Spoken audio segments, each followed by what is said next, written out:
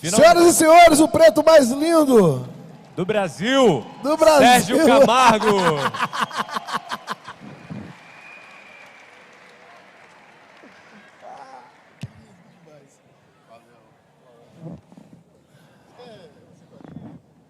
Tanto faz. Por favor. Tá funcionando aí.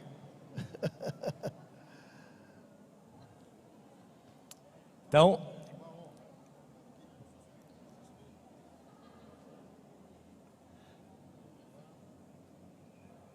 tem sempre esse aqui. Eu vou te ajudar. Aí, ficou melhor. Ok, obrigado. Olá, então, pessoal. Boa tarde aí a todos. É uma honra. Põe aqui, ó. É um imenso prazer estar aqui com vocês. Eu quero alertá-los, tá? De que essa é a primeira vez em que eu falo para o público. Então, me desculpem aí qualquer eventual timidez ou nervosismo. Mas eu estou aqui... Ah, timidez e nervosismo, Sérgio. Tá de brincadeira. Para falar as verdades que eu sempre venho dizendo, como muitos aqui já sabem, nas minhas redes sociais, e para tentar fortalecer aí a nossa pauta, a nossa luta, no meu caso, mais especificamente, pela libertação do negro, da mente do negro, que acha a esquerda que está sob sua tutela. Os negros não são pets da esquerda, não estão na sua coleira. Uau. Isso é algo que ocorre, isso é algo muito restrito, é um mundinho, é praticamente um gueto, tá? Esses negros vitimistas e ressentidos, negros rancorosos, negros que partem para a propagação do revanchismo racial, da reparação histórica, que não faz sentido algum. Esses negros que vivem numa espécie de gueto cultural, sob o domínio da branquitude marxista, que foi quem criou todas essas ideias absurdas, esses negros não são representativos da população negra brasileira, constituída principalmente de cidadãos trabalhadores, pais de família, cidadãos patriotas, cidadãos que querem prosperar e não a vingança contra um suposto branco privilegiado, que a rigor não existe. Somos todos brasileiros, somos todos iguais. A vida... Obrigado.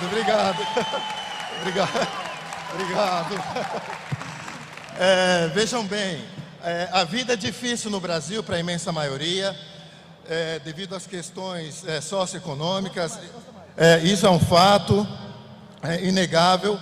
Há muitos obstáculos para que o cidadão brasileiro médio ou de baixa renda prospere e vença, mas eu posso garantir a todos vocês aqui, a cor da pele, a pele negra, não é, no Brasil, um obstáculo para que ninguém prospere.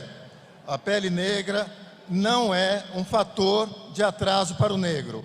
O que está hoje dificultando, digamos assim, uma ascensão em maior escala dos negros, que eu abro um parênteses aqui para lembrar que negros constituem apenas 9% da população brasileira, tá? É uma picaretagem da esquerda afirmar que somos 56%, posso voltar a esse assunto depois, mas retomando, o que está dificultando essa questão da ascensão do negro em parte, a vitimização, essa propagação da vitimização e também o acirramento do racismo. A esquerda, ela vive do racismo, alimenta-se do racismo e ela sempre estará ao lado do racismo.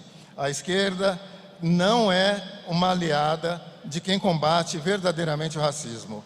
Ela é uma inimiga de todos nós. Então, contem comigo. Eu estou na Fundação Cultural Palmares, como todos sabem, uma instituição que tem 33 anos de existência. Ela surgiu em 1988 como uma reivindicação do movimento negro. Portanto, a Fundação Palmares, ela tem no seu DNA o gene da vitimização, do rancor e do ressentimento. Ela passou 31 anos sob comando de gestões da esquerda, que cometeram lá todo tipo de ilícito e de desmandos, e agora, com a minha chegada, há 1 ano e 8 meses, eles estão em estado de choque. Eles estão realmente desnorteados. Eles nunca viram um negro que dissesse na cara deles que eles são o que são, imbecis, raciais. Muito bom.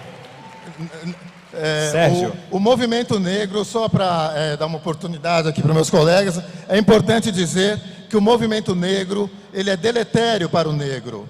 Ele é tão maligno para o negro quanto o branco racista. O movimento negro já teve uma história gloriosa, uma história digna e nobre. Isso aconteceu lá atrás, nos anos 40, nos anos 50, mas em algum momento, na década de 60 ou década de 70, o marxismo cultural infiltrou-se no movimento negro, apropriou-se, modificou suas pautas e hoje o utiliza como um braço da esquerda, né? Da mesma forma que como age em relação aos homossexuais e também no movimento feminista. Então, lamentavelmente, eu não vejo possibilidade de recuperação dessa militância negra idiotizada, né? Os negros de coleira, como eu chamo nas minhas redes. Então, é preciso que o negro se liberte, que dê as costas a esse movimento e busque no estudo, na disciplina, no esforço, no mérito, no trabalho, na família, na pátria e na religião, as forças para vencer as dificuldades que não são exclusivas do negro, mas de todos os brasileiros, independente da cor da pele. Uau.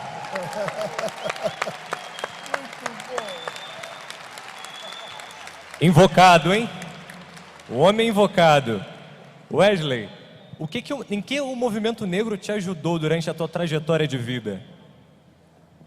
Absolutamente nada. Primeiro, eu não me permito deixar que a minha pele seja uma bandeira que me venda dentro da cultura negra como uma bandeira ideológica que o negro é propriedade da esquerda. Ou seja, o negro no sentido, digamos assim, de histórico, a história de aprisionar, de chicotear, de amarrar no tronco, vendeu para o negro que ele é um escravo. E essa facilidade de aceitar a escravidão é se submeter a um governo de esquerda, porque é escravizar a mente, já que não pode mais amarrar os punhos, não pode mais amarrar os pés, então vamos escravizar a mente. Escravizando a mente, eu vi um projeto, eu vou ter que falar, lá no Rio de Janeiro, e uma parlamentar negra levantou que tinha que ter mais verba de campanha para o candidato negro. Ou seja, não basta saber se ele tem um projeto bom, se ele é um bom político, mas por ser preto ele vai ter mais dinheiro para verba de campanha do que o branco. Não me importa se ele faz um bom trabalho, basta ser preto. Da mesma forma que quando eu olho a minha história, eu nasci numa favelinha, um barraquinho de madeira, não vim de berço de ouro, sofrido, batalhador. Um dia desse eu soltei um vídeo contando um pouco da história, a história do meu pai, quando eu vi um ministro do STF dizer que encontrou um negro mestrado, que havia encontrado, ele tinha vindo da França, ele disse que era um negro de primeira linha. Então eu contei a história do meu pai, contei a história de um pai sofrido, pedreiro, que foi da Bahia para São Paulo, nos criou a 50 metros de uma boca de fumo, e todos os filhos, inclusive eu, criamos dentro da igreja. Todos os filhos hoje são pastores, mas convivi com a facilidade de me submeter ao que aquela comunidade me oferecia. Então veja bem, eu perguntei para esse ministro no vídeo, eu perguntei: esse senhor pedreiro Renato Brito Souza, meu pai, é negro de quilinha. Uma vez que um branco na minha rua, catador de papelão, Sérgio, ele chegou no meu portão, eu quis dar R$20 para ele comprar uma marmitinha. E eu falei: Tadeu, pega esses R$20 para você comprar uma marmita. Ele disse: não faz isso, cara. Eu não sou pedinte, eu sou catador de latinha. Eu amasso a latinha e vendo. Eu não quero o seu dinheiro. Se você quiser deixar eu entrar para pegar uma latinha, podar a sua árvore, eu aceito os seus R$20. Aí eu perguntei: o Tadeu, ele tem um cachorro, que é o Dudu, que fica em cima de um carro de papelão e reciclável. Esse cara não usa toga. Esse cara não sabe o que é roupas de marca, de grife. Esse cara, pela consciência dele, a natureza dele de honestidade, jamais ele soltaria bandido. E ele é branco de qual linha? Me responde, pelo amor de Deus. Não aceitou R$20 porque ele precisava trabalhar para conquistar os R$20. Da mesma forma que eu quero agradecer o Sérgio, que o Sérgio, ele fez a minha voz ecoar mais forte. Porque eu fiz um vídeo, e na época, esse vídeo ele se chamava Para-brisa versus Retrovisor. Muita gente deve ter recebido esse vídeo, mas a primeira pessoa que postou esse vídeo e fez com que depois meu amigo Mário Frias postasse, meu amigo Eduardo Bolsonaro postasse, muita gente, eu acabei tendo muitos amigos por causa daquele vídeo. O vídeo contava exatamente o negro que olha para o retrovisor, e a palavra já diz retrovisor. Ele é pequeno, do tamanho de um smartphone, e faz você olhar para trás. Retroceder, retrocesso. Eu apanhei, eu fui escravizado, eu estava na senzala. Mas onde tem um retrovisor, eu falo no vídeo, tem um para-brisa enorme para você olhar para frente. Então não tenho que vender para os meus filhos, netos, bisnetos, tataranetos. A dor que sofreram, não era eu que estava lá, e não era o branco de hoje que estava lá me chicoteando. Eu não tenho que odiar o branco e criar uma narrativa de ódio em cima dessa questão de racismo para o branco de hoje. Mas eles fazem isso, e com isso eles me obrigam então a não olhar para o para-brisa e ter uma vida retrovisor e subir no caixão da Marielle, porque era negra como eu. Tá, mas eu não preciso subir no caixão de quem defendia maconha, de quem defendia aborto, se eu posso subir, por exemplo, no caixão de Machado de Assis, que foi fundador da Academia de Letras, caramba! Se é para falar de um negro que me tenha como referência, como vitrine, como espelho, eu falo de Machado de Assis, com aquele bigodão lindo dele, que fundou a Academia de Letras, viveu numa era pior do que a de hoje, porque estava muito mais próximo da era dos escravos, e venceu. Então, com esse discurso de que eu não tenho, não sou, não posso, não consigo, a gente cria esse universo de que todo branco é racista. E quando aconteceu a morte de George Floyd nos Estados Unidos, que lamentavelmente foi uma morte opressora, você via literalmente um caso de racismo, ficou o recado: siga o racista, persiga o racista, prenda o racista, não o branco. Não há sinônimo do branco racista, mas na narrativa é muito fácil de colocar. E eu quero encerrar, não encerrar, mas pelo menos por esse momento. Como pastor, eu me criei lendo a Bíblia, e eu me formei por formação teológica. Eu adquiri alguns componentes para entender, Sérgio Camargo, esse universo da herança da escravidão. Mas se você não tomou, não foi você que ficou 400 anos tomando chicotada. Tá, ok, mas lá em Êxodo você tem um relato, um registro. Eu acredito que a maioria, por ser direita, são cristãos, não necessariamente por essa ordem, mas se aquele que não crê, pelo menos tome como uma historinha, uma historinha de gibi. Tem uma história de escravidão no Egito, 430 anos tomando chicotada. Quem? O povo hebreu, branquinho dos olhinhos azuis. Quem escravizou? Faraó, no regime de Faraó, que ficava onde? Geograficamente, na África.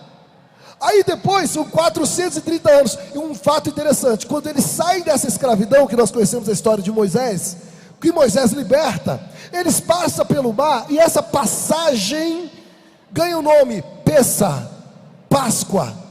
Olha só, eles comemoram o dia que ficaram livres, o dia da libertação, enquanto o negro aqui no Brasil comemora o dia da dor. A consciência negra, esse evento que deveria ser abolido, ele comemora o dia da desgraça, o dia da dor, e coloca na bandeira principal o Zumbi dos Palmares. Eu não consigo entender isso. Ou seja, por que eu não falo da liberdade, eu tenho que falar da dor? Porque se fosse falar da liberdade, tinha que falar de uma branca, que é a princesa Isabel. Essa é a verdade. E aqui se constrói E aqui se constrói onde está o verme, onde que está o escorpião do vitimismo, do racismo, que o pior racista é o preto vitimista. Repito, o pior racista é o preto vitimista. Obrigado.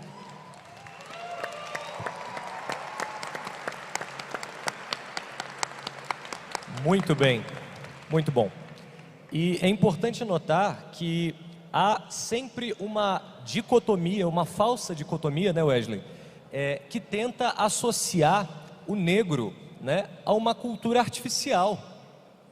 Os meus antepassados podem ter vindo da África, mas eu nasci no Brasil, um Brasil que é feito de portugueses, de italianos, de negros sim, mas dessa mistura bonita. E eu não sou obrigado para ser aceito, nenhum de nós, você negro que está nos assistindo, você brasileiro que nos assiste, é obrigado a se prostituir em nome da aceitação de um grupo. No mestrado, na UFRJ, eu não posso falar que eu passei em segundo lugar sem cotas, porque eu não sou menos inteligente por ser negro que outra pessoa que eu, que é branca. Exatamente. Então, nós precisamos, como o Sérgio tem feito diariamente, defendendo, batendo, brigando, lutando, dizer que rótulo não define caráter. De forma Rótulo alguma, não somos todos define. iguais. A cor da pele não vincula nenhuma característica do ser humano, seja o caráter, competência, conduta. A questão das cotas raciais tem que ser revista, já que o Jonatas tocou no assunto. Ano que vem está prevista a revisão do sistema, pois completa 10 anos. E eu acho fundamental que o Brasil compreenda que esse sistema, ele é uma forma de racismo estatal. A cota para o negro, a cota racial para o negro tem que ser revista e tem que ser derrubada para que em seu lugar se estabeleça a cota social, ou seja, um critério que não seja racial, mas socioeconômico. Está falhando, desculpe. Eu queria falar também um pouco da questão da Palmares. Eu assumi o cargo em novembro de 2019. 3 dias depois, o prédio, cerca de 50 integrantes do movimento negro, invadiu o prédio e tentou arrombar a porta do meu gabinete para me agredir aos gritos de capitão do mato e traidor da raça. Eu só escapei de um espancamento ali, porque alguns servidores mostraram uma saída pelos fundos que até então eu desconhecia. Isso logo já 3 dias de nomeação. 7 dias depois da minha posse, eu fui suspenso por uma liminar da esquerda. Essa liminar me manteve afastado da Fundação Cultural Palmares durante quase 3 meses. Uma liminar que me censurou em razão das minhas postagens em rede social. Foi uma censura racial, ideológica, e que contou aí com a cumplicidade de um juiz ativista. Eu quero expressar aqui o meu agradecimento ao presidente Jair Bolsonaro, que desde aquela época vem me apoiando e confia no meu trabalho. Eu só sou viável, eu só estou aqui porque esta é a vontade do presidente Jair Bolsonaro, um presidente que de forma alguma vai compactuar com essa pauta retrógrada da esquerda que tenta nos dividir em grupos raciais que se odeiam. Eu já estou com em torno de 30 ações judiciais da esquerda, eu acumulo 30 ações judiciais com defesas da Palmares. Existem mais 5 a 10 com defesas externas, defesas da AGU ou da PGR. A mais recente, que talvez vocês tenham visto no Fantástico, é resultante de uma denúncia fake de assédio moral contra funcionários da Palmares, com os quais eu nunca conversei. Então, como eu vou assediar alguém que nunca falou comigo? Vejam bem, a esquerda, desde que eu cheguei, tenta me arrancar do cargo de todas as formas possíveis, e não tem conseguido. O motivo é que a minha gestão age estritamente dentro da legalidade, das normativas e dos princípios que regem o serviço público. Não vão conseguir me tirar da Palmares no que depender de questões técnicas. As ações são meramente ações sem fundamento, sem materialidade, são ações de mero ativismo racial. Eu quero agradecer também as pessoas que me apoiam nas redes sociais e as pessoas que nas ruas me reconhecem e chegam até mim agradecidas, me parabenizando pelo trabalho que eu venho realizando e se dizendo, afirmando que, de certa forma, eu os represento. Eu sou o porta-voz dos brasileiros contra essa agenda vitimista que degrada o negro e que divide a nação. Nós somos, Sérgio, bom, muito bom. Eu vou falar uma coisa para o Sérgio, nós somos a ovelha negra da família mimizenta. Eu sou o terror dos afro-mimizentos, eu sou o terror da negrada vitimista, eu sou o terror dos pretos com coleira. Eu não tenho medo deles, tentam me calar, me intimidar. Eu tive que sair da sede da Palmares devido ao volume enorme de ameaças. Eu fui para o prédio da Secult, agora estamos numa nova sede que tem segurança armada, mas eu continuo com o apoio do nosso presidente Jair Bolsonaro e com o apoio dos brasileiros honrados do Brasil, independente da cor da pele. Aliás, eu devo falar, Jonatas, eu fiz uma visita na Palmares e foi o dia que foi libertador que eu vi. Eu fui muito bem recebido pelo Sérgio, o carinho que o Sérgio tem. E ele, que é muito mal interpretado por essa negaiada racista, não entende exatamente que a nossa posição pergunta para mim, mas se preto é cor e negro é raça, e você fala contra isso, como você define? Eu falo, preto é cor, e minha raça é humana. Negro nunca foi raça. Negro é uma nomenclatura que, quando tratada de uma forma gentil, pô, esse negão toca uma guitarra, eu acho legal. Ou até xingando, eu não gosto desse negro, eu acho legal. Vai chamar de Branca de Neve? É negro. Ué, eu vi um jogador do Flamengo dizer assim, mas o cara me chamou de negão, vai chamar de Branca de Neve? É negão. Então tem umas coisas, falou do meu cabelo. Racismo existe, Sérgio? Existe. Atravessou para o outro lado da rua, porque eu não quero que meu filho encoste no filho daquele negro. Racismo, chama a polícia para ela. Wesley, eu acho que o Brasil não é um país racista. O Brasil é um país que tem imbecis que são racistas.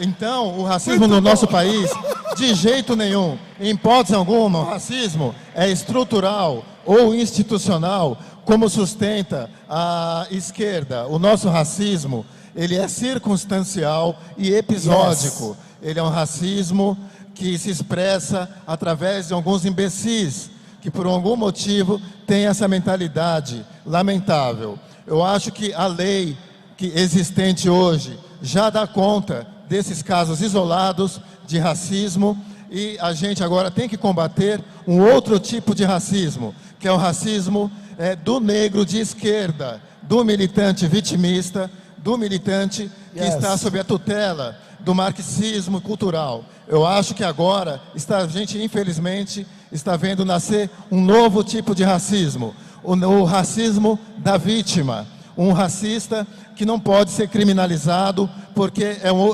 em tese, um oprimido, porque seu antepassado foi escravizado. Então, ele tem uma certa imunidade para insultar o branco, e o mesmo não ocorre, não é recíproco em relação ao branco para o negro. Obviamente, eu não defendo qualquer tipo de insulto ou ofensa, mas é preciso que a justiça comece a criminalizar, a julgar, a condenar e a punir os negros que são racistas. Esses negros não são nossos, não são cidadãos brasileiros, são todos militantes da esquerda. A exemplo, Sérgio, começou uma onda de negros queimando estátua de bandeirantes porque tinha escravo. Vai lá em União dos Palmares, em Alagoas, e queima o Museu do Zumbi. Tem coragem? Vai queimar um supermercado porque um ato eles entenderam e decidiram divulgar que é um ato racista. Tá, então você queima aquilo que você considera racismo, então você vai queimar o estabelecimento. Queima a casa do traficante que é branco e que também mata negro todo dia. Vai lá e queima, mostra que você é macho. Então assim, nesse encontro que eu tive da Palmares, eu vi algo muito esclarecedor, vi uma luz. Inclusive eu preciso aqui publicamente agradecer a gestão do Sérgio Camargo por ser libertador para o negro, porque o acervo que encontrava-se ali era um acervo. É o acervo, né? O que é aquilo? Gente, era para você entrar e ver um quadro de uma negra com um negrinho mamando na teta, com expressão de fome e jogando a culpa no branco. Então, você via um outro quadro que dava pena, que era um negro amarrado no tronco. Aí você via um negro na roça. Era deprimente, sem falar dos livros que já tendenciosamente te vendia o marxismo, te vendia a esquerda, e tudo isso era um acervo disponível. De repente o Sérgio, com a equipe brilhante que ele tem, troca tudo e coloca uma tenista negra, numa roupa de tênis, dando aquela raquetada bonita, está lá no quadro. Aí você vê um negro numa comunidade americana, lavando a sua Mercedes. Uau! Aí você vê uma negra com uma criança vestida com a roupinha de formatura, formando a sua negrinha. Eu falei, isso é libertador, porque o negro que entrasse antes na Palmares, ele saía dizendo, vou matar um branco. Estou com ódio do branco, de tudo que ele assistia, o alimento que ele tinha. Então parabéns, presidente, porque você transformou, você mostrou a dignidade, a honestidade. Obrigado, que o nego pode, consegue, que ele tem. Então isso está lá no acervo hoje, que é criticado, altamente criticado. E se você quer aplaudir, eu gostaria que aplaudisse por essa mudança na Palmares, porque é merecido. Obrigado. Merecido, merecido. A Palmares, até a minha chegada, era uma senzala marxista, ou se preferirem, uma senzala vitimista. Havia ali um profundo culto da vitimização, um culto do ressentimento. Nós encontramos e ficamos chocados com a quantidade, o volume gigantesco de livros de Mao Tse-tung, de Stalin, Lenin, Che Guevara, Marighella, livros que em nada, que não tem qualquer relação com a missão institucional da Palmares, definida em lei. Então ali era um centro de doutrinação do negro, era uma entidade, uma instituição federal obscura, que tornou-se conhecida somente após a minha chegada.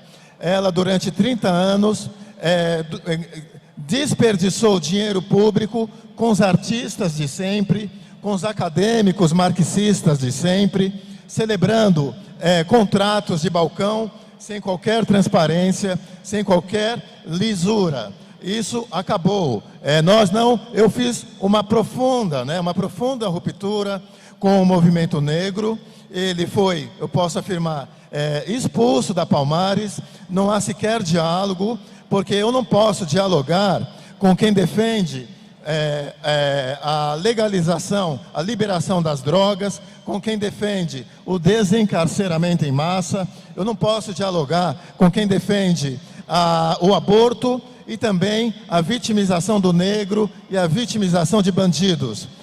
São essas as bandeiras do movimento negro. O movimento negro, nesse sentido, ele é deletério para o negro. Ou ele se reformula profundamente, ou é melhor que acabe.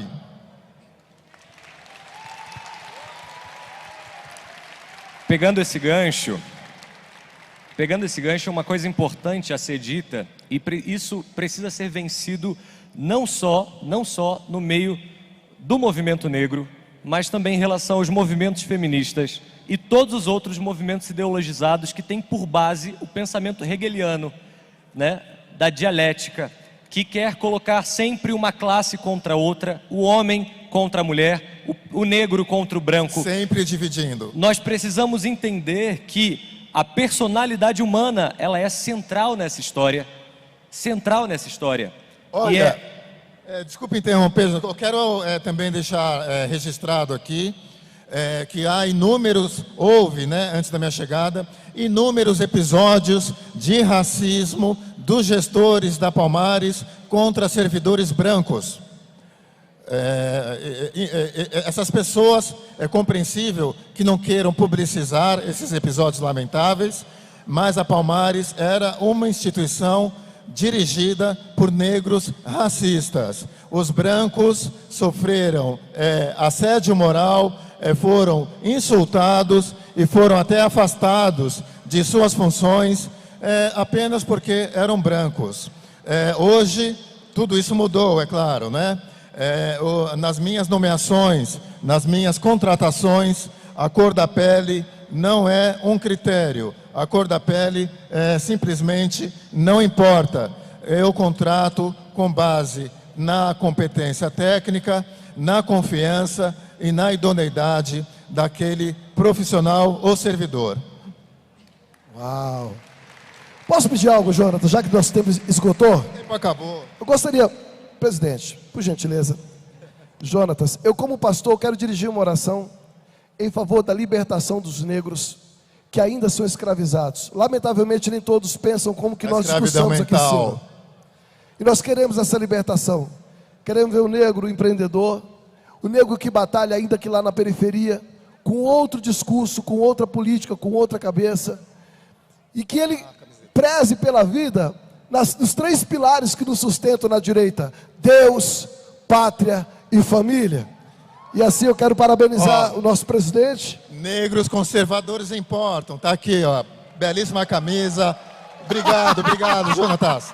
É o seguinte, o negro é como todos os brasileiros, o negro é conservador, tá? Essa negrada vitimista, rancorosa, ressentida e revanchista é uma bolha sob domínio do marxismo cultural, que tem o seu barulho amplificado pela mídia e pela classe artística, mas eles não são significativos e representativos da população negra brasileira. O negro é livre e o negro é conservador, no sentido de que ele preza pelos valores da família, da pátria e da honra. Nós temos esse direito. Nós não somos obrigados a vestir nenhum outro rótulo para ser aceito em nenhum grupo. O nosso grupo é o grupo da justiça, do bem, da verdade. É isso que é ser negro, não é assim? Exatamente. Vamos vencer essa luta. Obrigado a todos, tá? Pelo apoio, pelo carinho com que fui recebido, pelo reconhecimento, né, da importância, né, do trabalho que eu estou fazendo. A Palmares é uma fundação pequena, com um orçamento de 12 milhões, 110 funcionários e servidores, mas ela é uma instituição pública federal que tem um significado simbólico muito grande para a militância negra e para a esquerda. O que eu estou fazendo lá tem um significado simbólico poderoso. A gente está demolindo uma agenda que é perniciosa, uma agenda que divide e que deve ser jogada na lata do lixo, pois ela é imprestável para a nação brasileira. Contem comigo sempre, obrigado pelo apoio e sigamos juntos. Ano que vem, vamos vencer. Senhor Deus, eu quero pedir agora nesse instante, a Tua palavra diz que o Senhor dá ordem aos anjos, que o céu receba ordem agora, que venha tirar aquele que é prisioneiro, aquele que é cativo, aquele que está com a mente cativa, aquele Deus que emprestou sua mente para a senzala ideológica. São meus irmãos negros, pretos também, que ralam, que trabalham, mas que precisa conhecer o Teu amor, precisa conhecer os princípios de um governo de direita, prezando por essas 3 colunas que nós dizemos: Deus acima de tudo, Deus acima de qualquer raça, de qualquer pele, o Pai da criação. Assim nós chamamos a Tua existência no coração deles, petrificado pelo ódio, pelo racismo, enrustido de vitimismo. Assim, Pai, nós pregamos a libertação através dessa oração, que venha sobre eles, e que venhamos ter um Brasil liberto, com negros libertos de mão dada com o branco, empreendendo, crescendo, olhando para frente, olhando, Pai, para o para-brisa e não para o retrovisor. Assim eu peço a bênção e a blindagem da Tua poderosa mão sobre a Fundação Palmares, que venha também sobre as mãos do Sérgio Camargo e de todos que apoiam ele ali nesse trabalho, que é tão criticado, que é tão atacado, e nós sabemos que chega a ser espiritual. Que acima de tudo, Pai, esteja o Teu Espírito, a Tua mão poderosa, e venha tirar do cárcere, quebrar as correntes de todos os negros que ainda estão presos, aprisionados nessa cesárea teológica. Assim te pedimos, em nome de Jesus. Amém e amém. Valeu! Amém, valeu, boa noite.